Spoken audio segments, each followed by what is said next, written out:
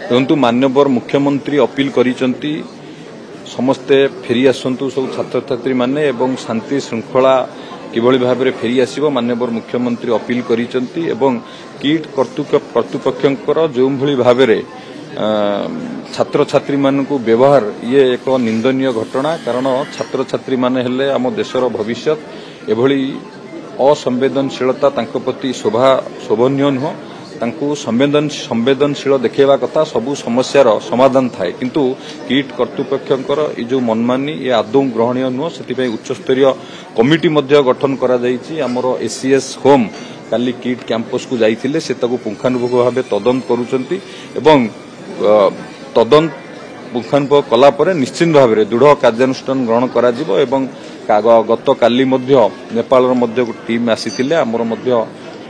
higher education minister एवं आमर health minister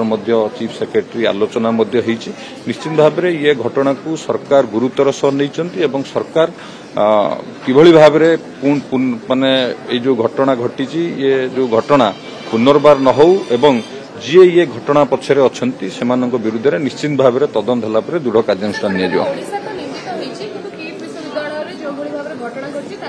जमी विवाद देखा विश्वविद्यालय अधिकांश बिल्डिंग आम कहीपर सरकारी जमी उपर निर्मित होती टैक्स दि जाऊना जबरदखल कर देखु अभियोग आसी